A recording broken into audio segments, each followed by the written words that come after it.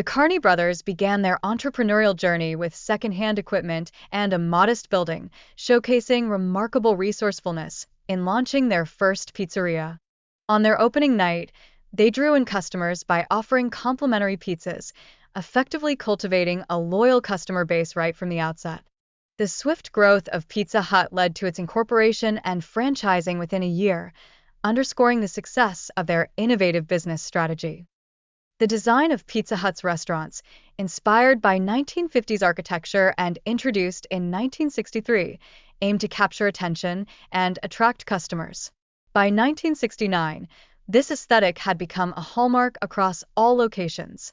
These red-roofed venues offered a variety of attractions such as lunch buffets, jukeboxes, and classic arcade games, greatly enriching the dining experience. The decor featured checkered tables and striking chandeliers. Moreover, Pizza Hut initiated the Book It program, a literacy campaign that motivated students to read by rewarding their achievements with personal pan pizzas, thereby fostering community engagement and enhancing brand loyalty. In 1977, the Carney brothers transformed Pizza Hut into a prominent chain and sold it to PepsiCo, with Frank Carney continuing his role as president until 1980. With the rise of competitors like Domino's and Little Caesars during the 1980s, Pizza Hut had to reassess its strategy and focus on attracting a younger demographic.